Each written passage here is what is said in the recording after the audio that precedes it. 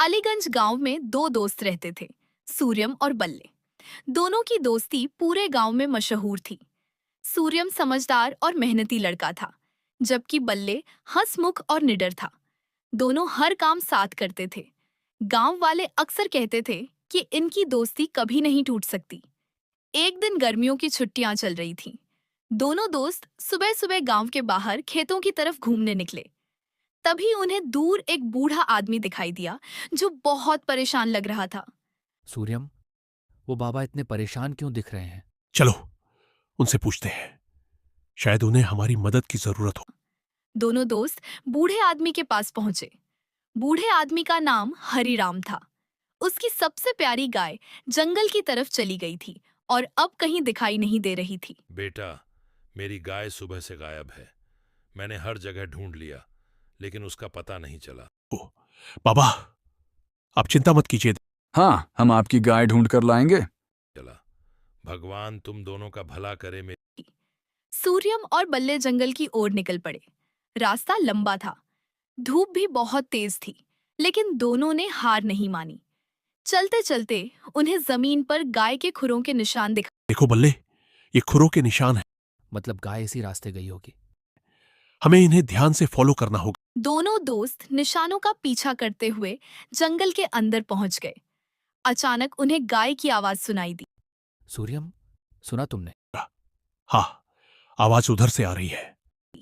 जब दोनों वहां पहुंचे तो देखा कि गाय एक गहरे गड्ढे में फंसी हुई थी। गाय बाहर निकलने की कोशिश कर रही थी, लेकिन सफल नहीं हो पा रही थी। तुमने?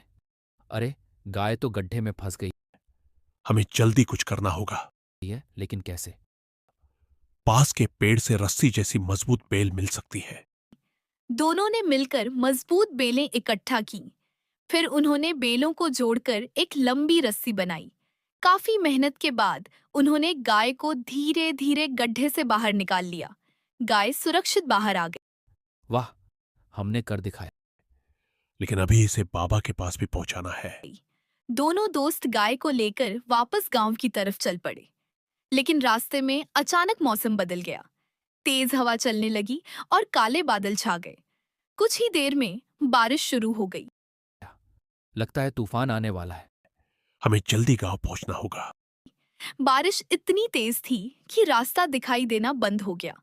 तभी एक छोटा बच्चा रोता हुआ दिखाई दिया। वह अपने परिवार से बिछड़ गया था। भैया, मुझे घर जाना है। मैं रास्ता भूल गया हूँ। डरो मत, हम तुम्हारी मदद करेंगे। पहले तुम्हें सुरक्षित जगह ले चलते हैं। दोनों दोस्तों ने बच्चे को अपने साथ लिया और उसे बारिश से बचाते हुए गांव की ओर ले चले। गांव पहुंचने पर बच्चे के माता-पिता उसे देखकर बहुत खुश हुए। बेटा, तुम दोनों ने हमारे बच्चे को बचा लिया। आंटी, हमने तो बस अपना फर्ज निभाया। इसके बाद सूर्यम और बल्ले हरिराम बाबा के घर पहुंचे। गाय को देखकर बाबा की आंखों में खुशी के आंसू आ गए। अरे मेरी प्यारी गाय, बेटा, मैं तुम्हारा यह एहसान कभी नहीं भूलूंगा। चलते हैं बाबा, इसमें एहसान की कोई बात नहीं है।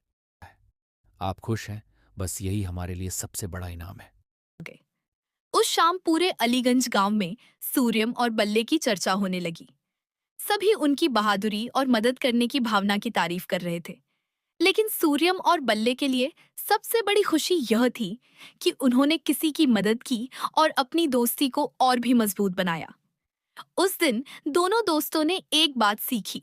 सच्ची दोस्ती केवल साथ घूमने फिरने का नाम नहीं होती, बल्कि मुश्किल समय में एक दूसरे का साथ निभाने का नाम होती है।